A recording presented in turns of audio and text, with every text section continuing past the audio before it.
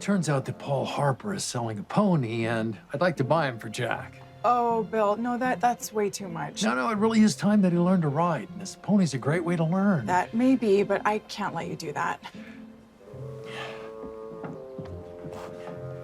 I just meant to look at him. But he's perfect. He's gentle and strong and healthy and... A pony! What do you think, Jackaroo? Is he for me? Well, that depends on what your mom says. Come on. Oh, Jack. You are very lucky to have such a generous godfather. Absolutely. Yes. You kidding? Yes.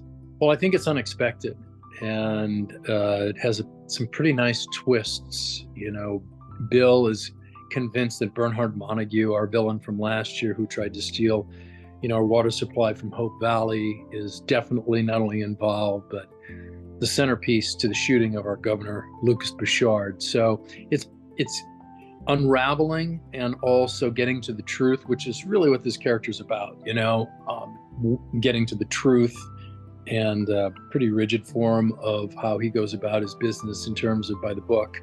And so that's why this investigative team with Rosemary and Bill has been so funny. It's the yin and yang of how they both work, right? And their personalities. But that's really going to uncover itself. And then from there, the surprises and the unexpected turn of events as to who shot Lucas. And also, they've done it very well. I've kind of watched a few episodes down the road of how he had some flashbacks earlier, Lucas, right? And the way they did them with special effects was very well done. And there's a little bit more of that. So the audience gets to see what he's going through. So it tells the story through his remembering the event. So I think they've done a good job of that. It was interesting. I think you used a great word, explore, because I think both Pascal and myself had to do that, not only as actors, because we have worked together before, but not in in an intense storyline where we're together, predominantly every episode, right? But it really was, the fun part was finding the comedy, right, and letting it just sort of happen, by her being Rosemary and me being Bill, and then they meet in the middle quite often, and that's what makes it the real team effort. You root for them because they're not at odds anymore, right? Yeah. They're on the same page. They're goal oriented in this and very committed. So it's really nice that they came up with that, and I'm glad people are liking it.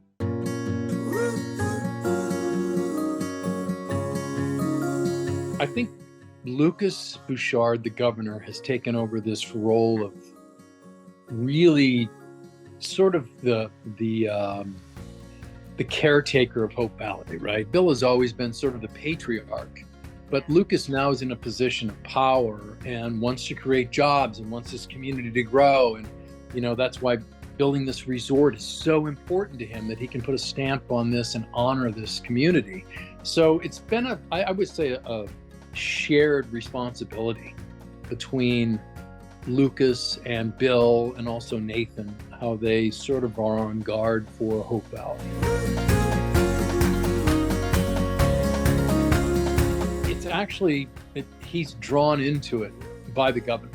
So that's kind of the twist that's going to happen, because he's at a loss, and Rosemary is so devastated that she feels responsible for publicly stating Montague's back in town. His bid is going onto the resort, and the townspeople were in an uproar.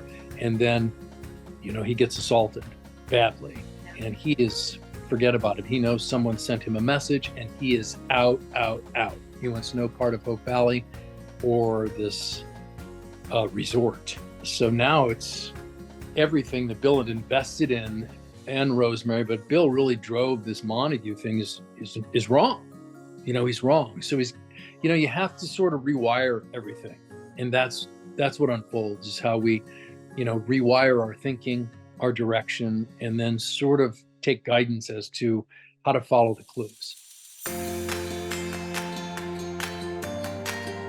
Well, the last block, we call it a block because we do 2 episodes at once. I really think the last 3 episodes are They're so well done because we combine everything that seems to work for When Calls the Heart.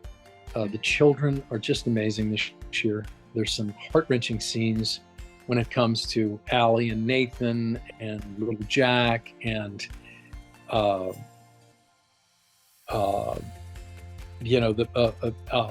Andrea, the doctor, and her little adopted girl. There's some wonderful stuff going on with the kids. It's just like they're just tear-jerking scenes. And then we finally get to this real truth about who shot Lucas that leads us into this very dangerous situation.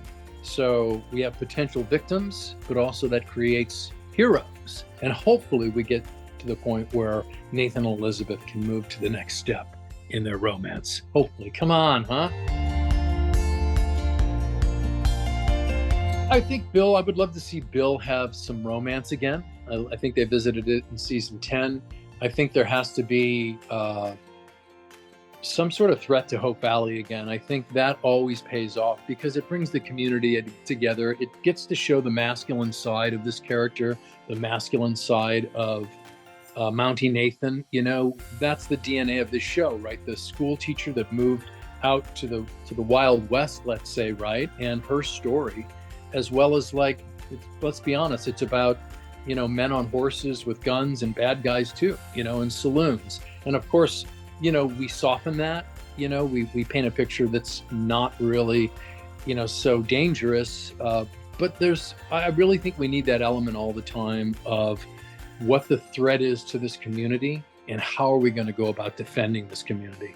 So I really hope that, you know, we raise the bar. I always call it that every year. You know, this is an opportunity for the actors and the writers, you know, again, to raise our performances, to raise the bar for the audience, because I think it's been happening. That's why we continue to build a fan base and get renewed, because we really are all committed on set, collaborating with the material and the writers to raise the bar. How do we make this realistic? How do we make these scenes better? How do we make these characters come alive? You know, how do we get this audience to root for their journey? And I hope that's what happens.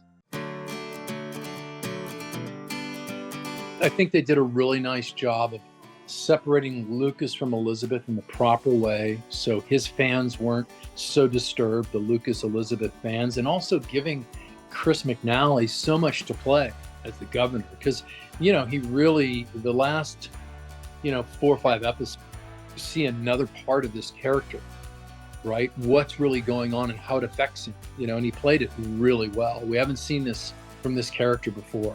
So not only, you know, his fans will now get on his journey of, like, how is he going to survive this? Because it's really disturbing, you know, what he goes through, the flashbacks, what really happened, what unfolds. And I think they've given Chris a lot to play, so you're not in that place of, like, you know, I'm not watching the show because Lucas and Elizabeth aren't together and that type of thing. I think they've done a great job, the writers, and as well as Chris and everybody, all the actors, of really reinforcing this character, because he really is important to the show, and he's the governor.